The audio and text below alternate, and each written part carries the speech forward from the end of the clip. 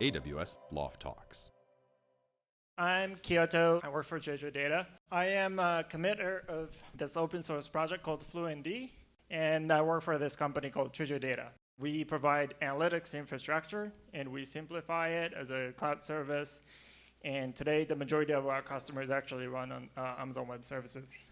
Also, kind of unique in this audience, I'm a former algorithmic trader, which means that I did data science near real time, looking at a lot of logs, not to predict the presidential election results, but to predict whether the stock price is going to go up or down in the next 80 milliseconds. I did that for 3 years, made some money, lost a lot, and that's why I'm here now. And before that, I studied math and computer science, trying to figure out how to send packets from one network to another really fast. So, brag alert, because I haven't bragged enough, is that I'm the author of the very first guest blog on Amazon Web Services blog. And the trick to do this is to email Jeff Barr.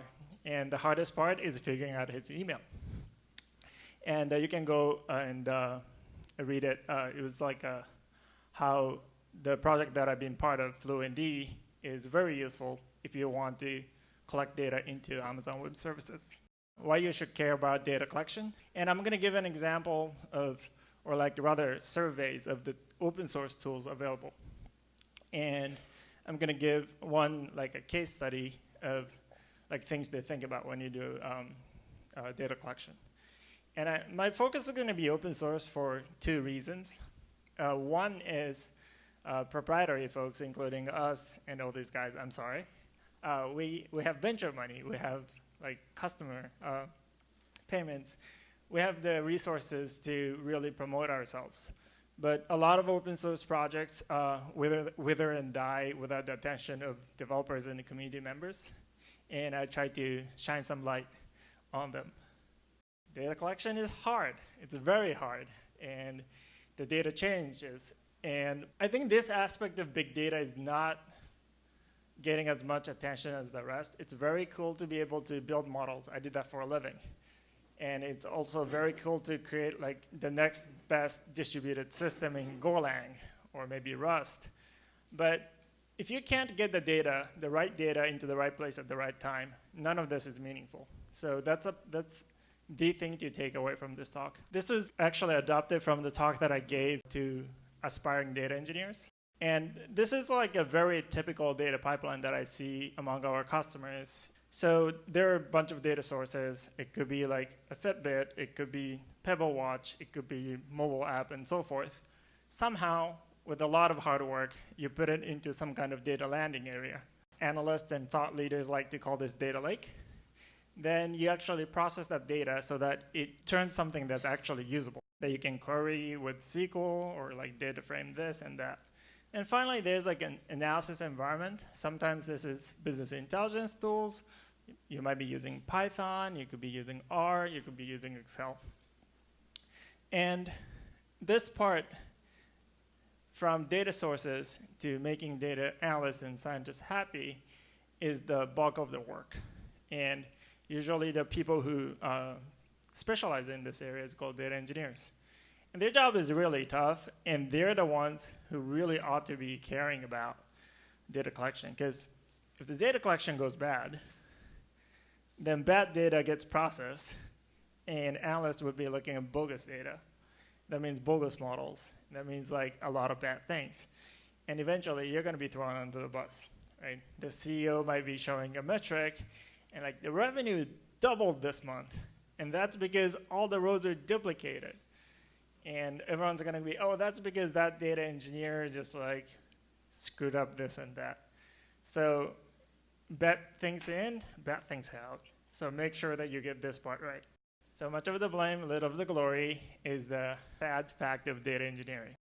Let's go through like a laundry list of like the open source data tools available. So if you're interested in any of these things, go ahead and look it up. They're all open source. I think all of them are Apache or MIT licensed. So you can start using in whatever capacity you want. So the first one, rsyslog, like everyone should probably know this because it's on your computer. It's what I call the grandfather of data collectors. It's very, very useful and handy. I would start here because it's on your machine anyway. And it's actually very, very powerful, but I don't think many people fully understand or utilize it. Part of that is it's kind of hard to extend and configure if you try to use it beyond just like the usual system logging. This is the commit log for syslog hosted on GitHub.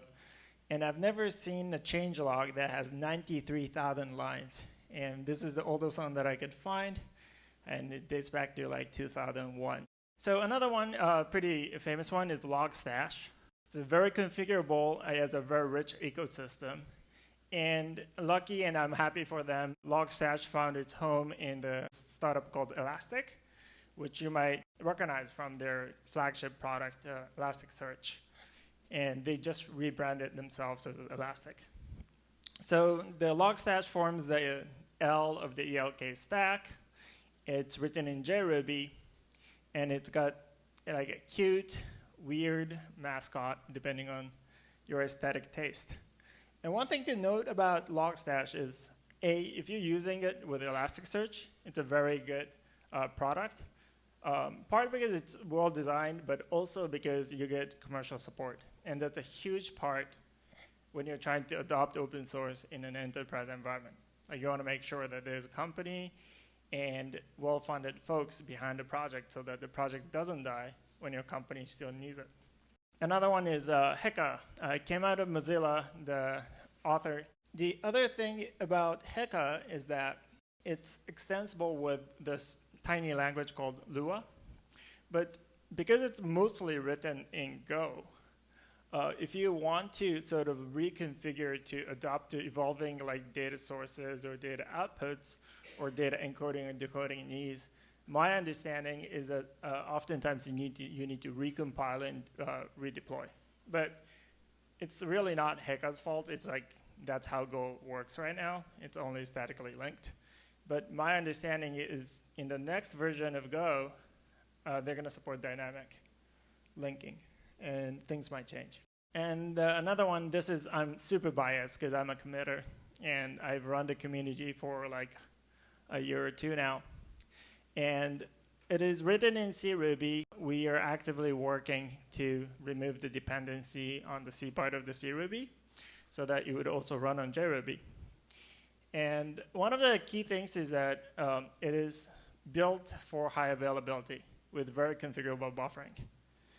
And another thing is that it really embraces this idea of routing log messages. So if you have like M data sources, and if you want to send M data to like N target systems, a lot of times you end up writing like a very huge like multiplicative complex of like scripts to get like this data to that, but that data to here. And we want to eliminate that complexity. And the way we did this is we opened up the input and output as plugins so that even if you don't understand the full code base, you can write plugins and send data from many places to many places. And apparently Google liked it enough that they forked it, well, technically repackaged it and started offering to their platform. And here's another project that I'm sort of involved in. Embulk is almost like a batch workload counterpart to the other three things that I showed. The other three things are more focused on what I call like stream events. But the entire world is not just like stream events. There's like third-party log files that you need to get. And for those types of workloads, you end up basically like connecting to FTP servers, reading through like broken CSVs, then like uploading that to S3. And for those workloads, Embulk is trying to be that utility tool. Finally, data ingestion. This is easy because like all I have to talk about is Kafka. And it's like a popular message queue that came out of LinkedIn. Now there's a company behind it by the founders of Kafka. And it's really, really popular. Like a lot of Fluentd users also use Kafka. I personally view it as the Amazon's answer to Kafka because not everyone wants to manage like a complex distributed system. And I have a lot of friends that run their systems on AWS, and it's been pretty good, especially if you want to combine it to downstream systems using like AWS Lambda and such. And of course, I can't advertise enough, so back to Fluentd. Fluentd is not a message queue or data ingestion system. However, a lot of people like end up using it like this. This is actually a blog article from SlideShare, and they actually use Fluentd to route all of their log messages coming from like backend servers, API servers, and some of that goes into MongoDB, some of that gets sent to their Hadoop file system. And in theory or in practice, you can use it like this, but I have mixed feelings about recommending this approach. This is how like everything starts, like mobile app and API server, or like website with API server. A lot of times people try to do this, like API server would be logging into some system, but make sure that part where you write and get an ACK, that is not synchronous. Because if that is synchronous, apps start to slow down, and logging, the rule number one of logging is that logging should not impact the main service, ever, if it goes bad. So how you deal with this is to have some kind of data collector in between. So someone requests, the writes and the response happens at the same time because it's asynchronous, and the data collector should be responsible for making sure that the logging code, like the log event, is stored into the backend. And for the local data collector, you can pretty much use any of the things that I've mentioned, or you can come out with your own. But this is really important that that write doesn't ever bother the API server. And this is the second thing to take away. Even then, there's a lot of things to still worry about, right? How do you ensure that that write is happening correctly to the local log collector? And what if like that log collector just dies, or like if it goes into some kind of busy loop? There's like a lot more problems to think about. So the last point is that your life, no matter what you choose, is like a life of like paranoia, being a data engineer. But your paranoia starts with data collection, and do take it very seriously. Thank you, and we're hiring, and we're also the host of Silicon Valley Data Engineering Meetup. Thank you. AWS Loft Talks.